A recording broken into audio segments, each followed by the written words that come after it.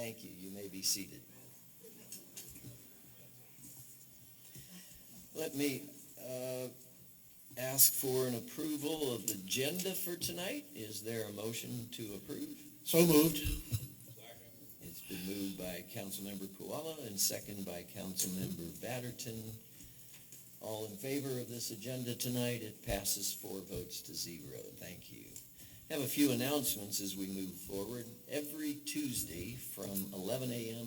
to 8 p.m. we have a food truck pad built downtown at the corner of Main Street and First Avenue.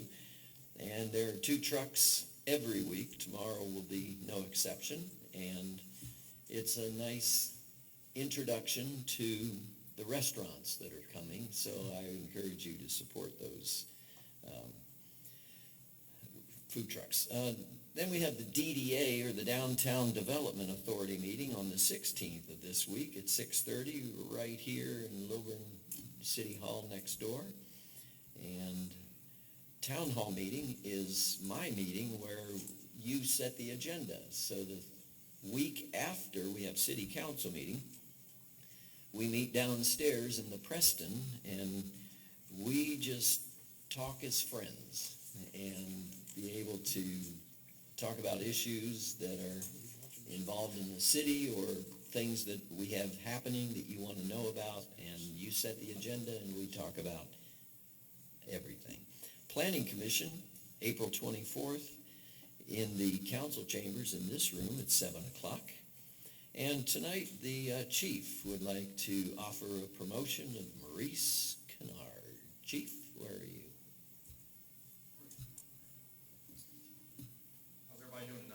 Turn this around here. For those that don't know me, I'm Chris Dusick. I'm the police chief here in the city of Lilburn, and this is Officer Maurice Kennard, officially and formally being promoted to Sergeant Kennard. I couldn't be more proud of Maurice. He went through a competitive process out of 5 people, and he was selected to be sergeant. I say being sergeant is probably one of the most challenging jobs in law enforcement. Not only do you get it from the officers, but you get it from the lieutenants saying, why didn't your officers do what they were supposed to do? So you get it from both sides. But I have great confidence in Maurice. He was an active sergeant for a while, helped us out in a tight spot, and he's done a stellar job. So Maurice, I'm very, very proud of you, and congratulations on being promoted to sergeant. Thank you, sir.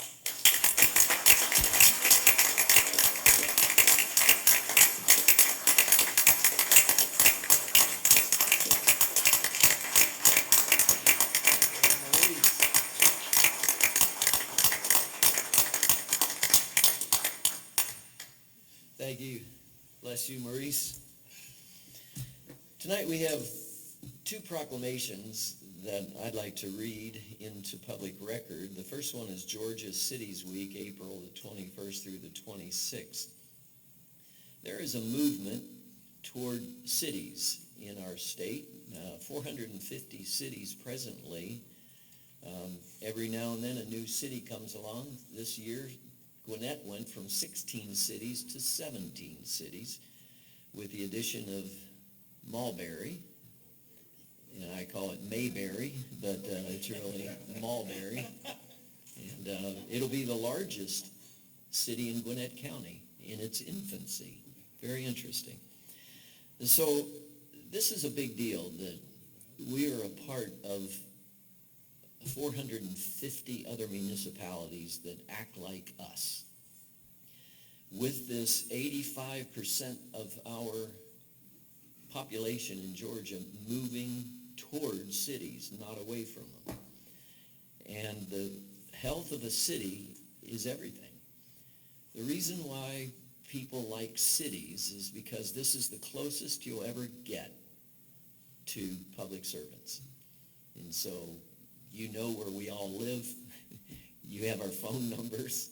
We're here tonight. And we represent a wonderful process whereby people can talk to the legislators or the elected officials that actually lead them. In fact, tonight we're going to have an amendment, a text amendment, because one of the business owners has requested, just by virtue of having a conversation. And so it's going to change the way we do business. And it's just a wonderful thing to be able to speak into a process, be heard, and then it reflects in the ordinances. And so, Georgia Cities Week, whereas the city of Lilburn was one of the first Gwinnett County cities to develop as a population growth spread from Atlanta, incorporated in 1910, hence 1910 Public House, and named for Lilburn Trigg Myers, the railroad superintendent for the Seaboard Airline Railway, and whereas the city of Lilburn is a wonderfully diverse city of 15,862 residents that embrace a world-class culture with a small-town sensibilities, anchored by its city park and Old Town District, our nucleus for events, dining, shopping, relaxing, exercising, and whereas residents of the city of Lilburn enjoy superior city services, including police, municipal court, public works, planning, business service, and administration, and whereas the city of Lilburn and other Georgia cities provide elevated levels of service that impact the lives and rate higher than any other level of government, and whereas the city of Lilburn recognizes and appreciates the Georgia Municipal Association's effort to raise public awareness about the roles of city in enhancing the quality of life in cities. Therefore, I now, Johnny Christ, Mayor of the City of Lilburn, hereby do proclaim the week of April 21st through 26th, Georgia City Week in Lilburn, Georgia. I'll do the... We've seen that, I guess, haven't we? And then secondly, we're having a proclamation, and this is the first proclamation I've read in the last year and a half. So we minimize, or we do not do a lot of proclamations just because when everybody asks for one, it doesn't have its specialness if you just do proclamation after proclamation. This is a very unusual night to do two in one night. We are what we call an arbor city, a tree city, and whereas in 1872, Sterling Morton proposed to the Nebraska Board of Agriculture that a special day be set aside for the planting of trees. And whereas the holiday called Arbor Day was first observed with the planting of more than 1 million trees in Nebraska, and whereas Arbor Day is now observed throughout the nation and the world, and whereas trees can reduce erosion of our precious topsoil by wind and water, lower our heating and cooling costs, moderate the temperature, clean the air, produce oxygen, and provide habitat for wildlife, and whereas trees are a renewable resource giving us paper, wood for our homes, fuel for our fires, and countless other wood products, and whereas trees, wherever they are planted, are a source of joy and spiritual renewal. Now I therefore, Johnny Christ, Mayor of the City of Lilburn, do proclaim April 25th as Arbor Day in the City of Lilburn, and I urge all citizens to celebrate Arbor Day and to support efforts to protect our trees and woodlands. And I urge all citizens to plant and care for trees to gladden the heart and to promote the well-being of future generations. Arbor Day, signed 14th of April, 2025. We are a tree city, and we think that's important to our future. So even though you will see when we do buildings, the trees come down, but we have planned to replace trees to make it move forward. Thank you for that rousing round of applause and affirmation for Tree City.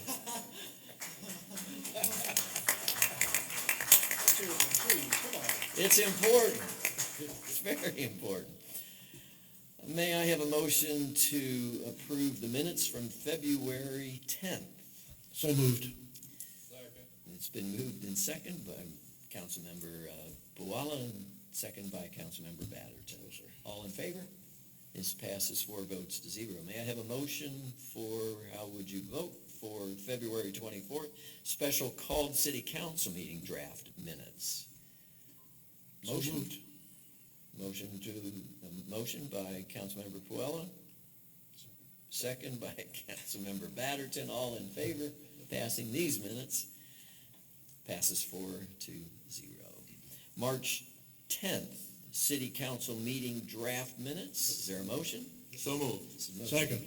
It's a motion by Councilmember Hart, second by Councilmember Puala. All in favor? This passes 4 votes to 0.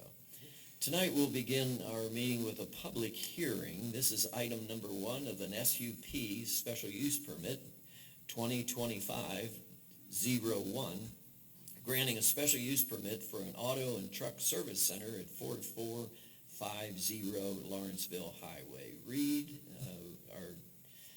will you present the application, please? Good evening, Mayor and Council.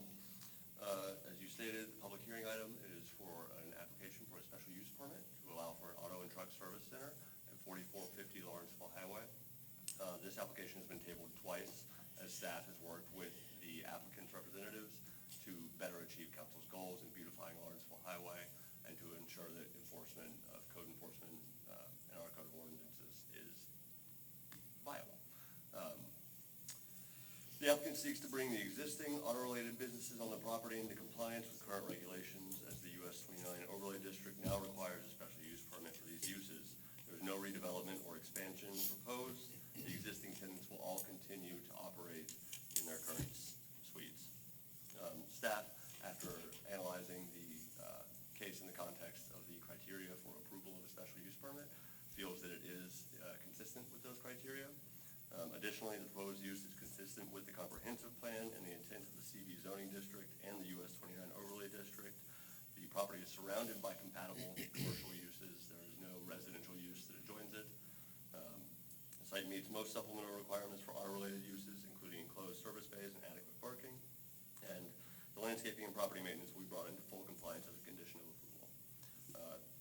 Because of that, staff is recommending approval of the applicant's application for a special use permit with conditions. Those conditions read as follows. All cars stored on the lot must have a valid Georgia license plate and be screened from view of the right-of-way. 2, no body or paint repair. 3, no washing of parts or vehicles outside the building. 4, no heavy equipment service as described in Article 6. 5, no used auto part sales. 6, no broker office or vehicle sales. 7, service permitted only in enclosed bays. And 8 has been revised from the staff recommendation to read, the property shall be required to comply with the revised landscaping concept plan prepared by the Green Season Group submitted with this application, and shall be required to replace dead trees in the current row of landscaping on the site, provide a second row of evergreen plant material to provide for better screening of the property, provide additional flowers and shrubs at the entrance to the site, provide a recorded maintenance agreement for all plantings within the right-of-way to be maintained in perpetuity by the property owner, warranty all new plantings for 12 months. And then condition 9 reads, no outdoor storage of tires. Condition 10 is storage of cars awaiting repair must be screened according to code. This is achieved via that landscape plan. 11, the property owner shall provide a shared parking plan and landscape plan within 60 days of approval of a special use permit to ensure that the parcel is maintained in a neat and orderly manner. And finally, 12, the property owner shall ensure that the parcel is brought into compliance with the landscaping requirements and property maintenance requirements of the US 29 overlay district and the submitted landscape plan within 180 days of approval of the special use permit. All public advertising requirements were met and no public comments were received by staff regarding this application. The applicant is in attendance. If you have any questions, feel free to ask. Thank you. Thank you. So this is a public hearing, so if you would like to speak in opposition to this SUP, or if you'd like to speak in support of it, if you will now rise and give your name and address to our city clerk, and you would have 2 minutes to speak to this application. Hearing and seeing none, I call the public hearing portion to a completion, and I would entertain a motion from the council. Is there a motion? I would move to approve it. Motion to approve by Councilmember Puala. A second? Second. Councilmember Hart seconded. Is there further communication with the council? Hearing none, all in favor? This passes 4 votes to 0. Thank you. You are good to go. Number 2 was public hearing. This is for the approval of a text amendment, and Reed tells me this is going to be the shortest text amendment he's ever done in his entire life. It's 2 words. So far. That's true. So read, So, good evening, Mayor and Council. The next item is a proposed text amendment to the City of Lilburn zoning ordinance, specifically Article 7, Section 731, which addresses temporary uses. This amendment is being brought forward in response to requests from business and property owners who wish to host more outdoor events such as fireworks stands, carnivals, or cruises on their properties. Currently, the code only allows for 1 such event per property per year with a maximum duration of 15 consecutive days. The proposed amendment would increase the maximum number of these temporary outdoor events, specifically fireworks stands, carnivals, or circuses, allowed per property from once per year to twice per year. All other requirements, including duration, location, parking, lighting, and operational standards, remain unchanged. Staff recommends approval of this text amendment as it provides additional flexibility for property and business owners while maintaining appropriate safeguards for public safety, traffic, and neighborhood compatibility. All public advertising requirements were met and no public comment was received. Thank you. this is the one I was talking about earlier, that the Plaza de Americas has requested they do 2 carnivals per year, 2 circuses or whatever they bring, carnivals, I guess. So from 1 to 2 per year. And may I have a motion, please, from the council? Second. Motion by Councilmember Batterton and a second by Councilmember Puala. Conversation, comments from the... One Yeah, question. go ahead. This is a public hearing. Oh, I'm We sorry. didn't ask for public I'm comment. sorry. This is a public hearing. I was waiting on that. I am sorry, it's as big as, right there it is. If you have a comment on this public hearing, for or against, you're invited to go to the city clerk and give us your address, and you're invited to speak for 2 minutes. Seeing none, hearing none, I close the public meeting with embarrassment. And do I have to call for a motion again? Second. It's been double motion by Batterton and by Councilmember. Is there comments now? Yeah, I just have one question. It might seem silly, but do we have definitions where, I'm trying to figure out the difference between a carnival and a circus, Ooh, I shouldn't have said the word. you know, so. Circus has animals. Carnival doesn't. Which we used to, anyway.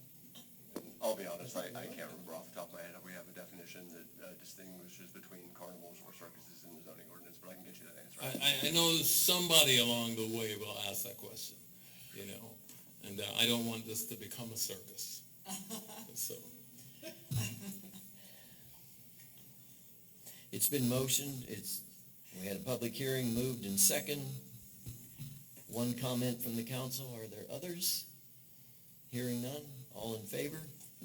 This passes 4 votes to 0.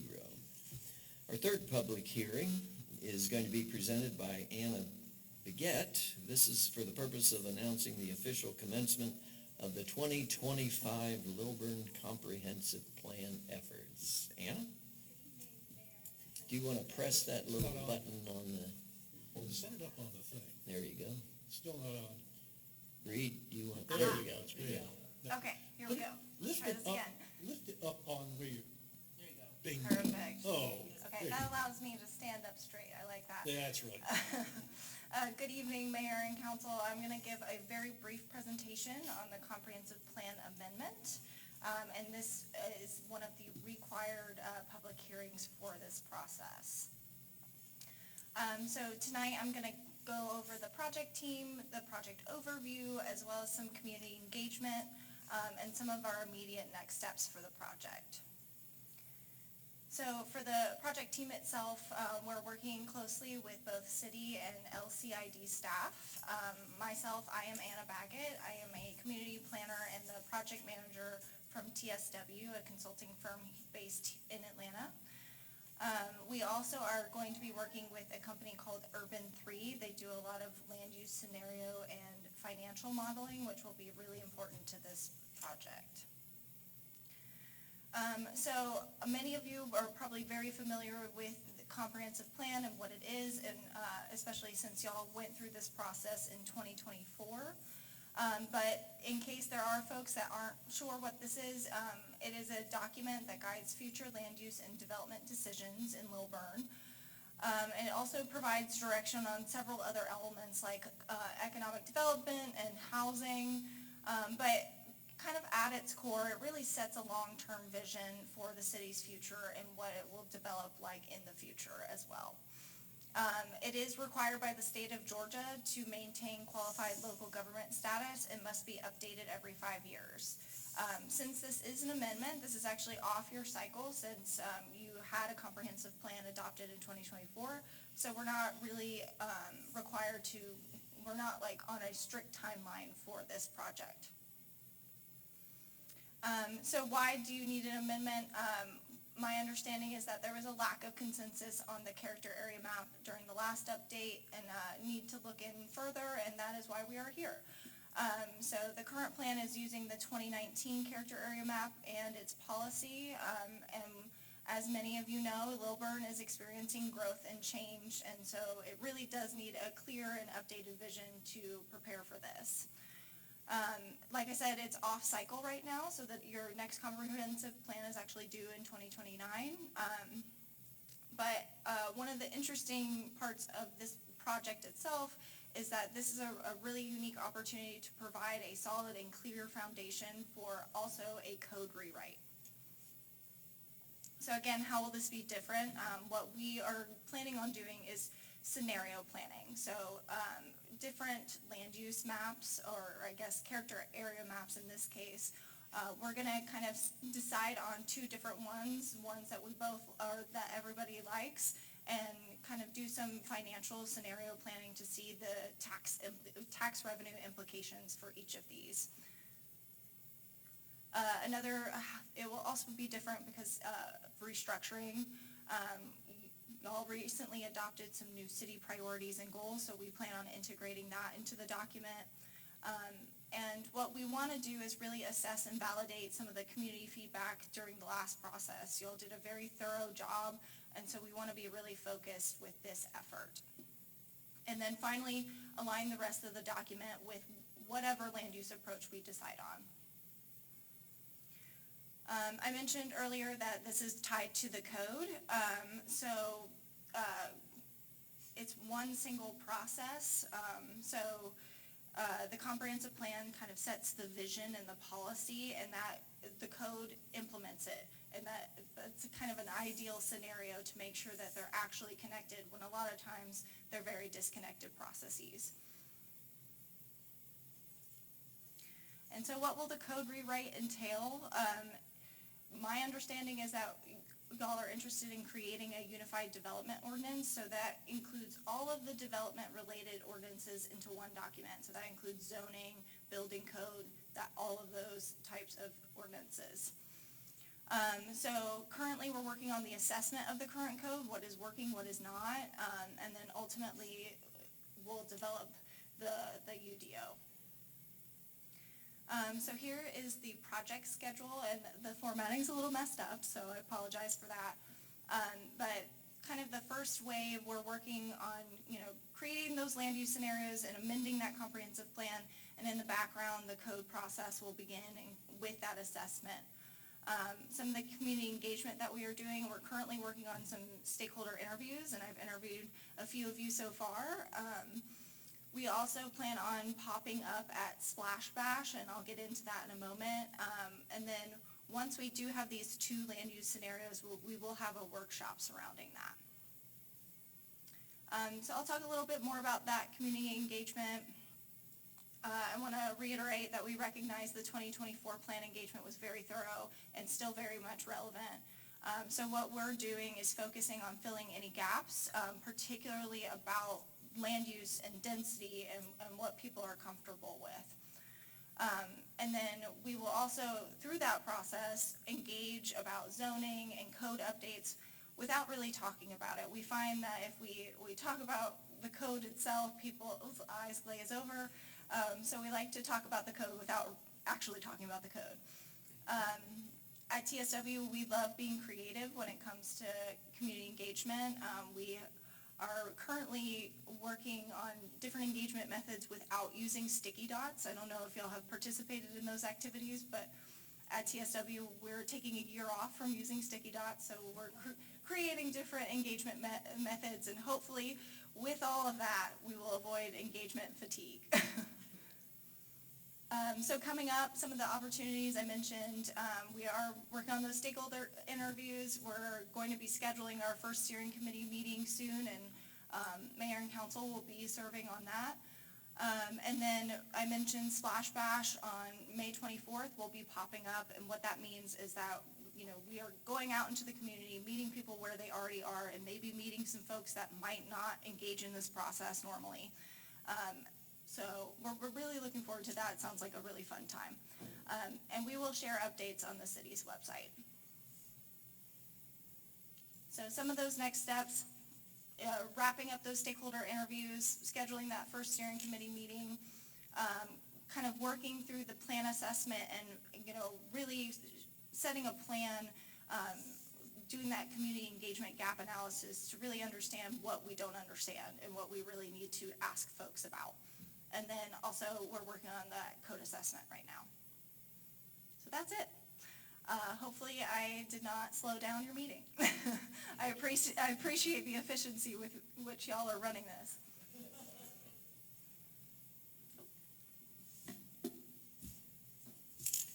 Thank you, Emma. This is a public hearing. If you would like to speak for or against or speak into this process, I welcome you to give your name and address to the city clerk. Can you speak for 2 minutes? Efficiently hearing nobody, I will call for a vote to, a motion, I'm sorry, I call for a motion to move this forward. Is there a motion? Move. No. It's been motioned by Councilmember Hart and second by Councilmember Funmana. Oh, do you want to speak to it again? There's nothing to vote on. It's Oh, just a there's public nothing? hearing. It's an informational public hearing. You guys not going to vote on anything? Thank you. Next item is approval of ordinance 2025-646, an ordinance to clarify the language relating to alcohol hearings. Rebecca Bauman, did you want to speak to this, or am I good to?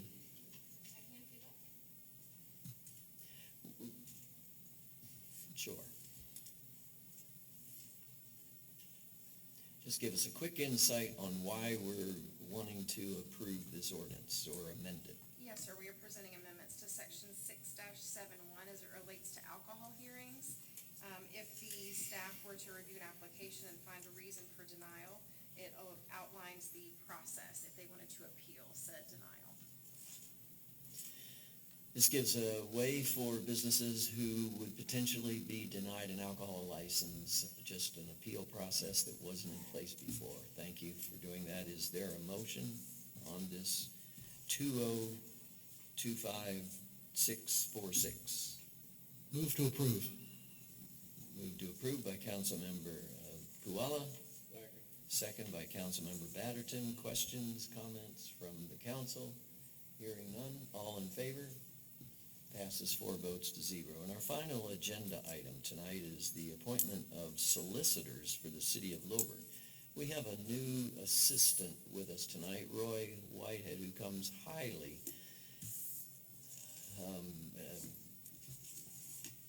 lots of experience in being city manager, chief of police. He's joined our team for some limited time. We are very fortunate to have him. He's going to interact with the courts and the city staff, and you have some solicitors to bring on tonight. Yes, sir. Thank you, Mayor. Our current chief solicitor has Get that resigned. closer to pick it up. Our There you go. current chief solicitor has resigned as the chief solicitor. He is going to continue as a pro hoc to assist us. We always have to have that opportunity to make sure we have plenty of solicitors available so that we don't have to ever cancel court.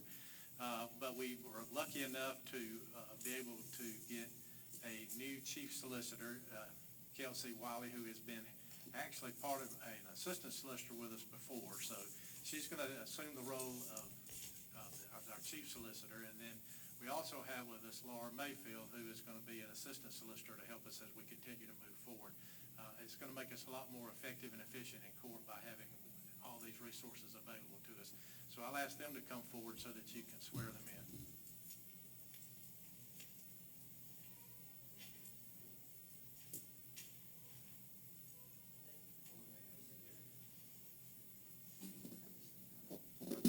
I'm going to say I, and you put your name in there. So if you raise your right hand, I Kelsey Wiley. Laura Mayfield. do solemnly swear or affirm that I will faithfully perform the duties of chief solicitor and assistant solicitor of the city of Lilburn, Georgia, and that I will support and defend the charter thereof, as well as the Constitution and the laws of the state of Georgia and of the United States of America. And I do further solemnly swear and affirm that I am not the holder of any unaccounted for public money due the state or any political subdivision or authority thereof, that I am not the holder of any office of trust under the government of the United States, any other state, or any foreign state, which by the laws of the state of Georgia I am prohibited from holding, and that I am otherwise qualified to hold the said office according to constitutional laws of Georgia, and that I will support the Constitution of the United States and of this state, so help me God. Congratulations. Welcome.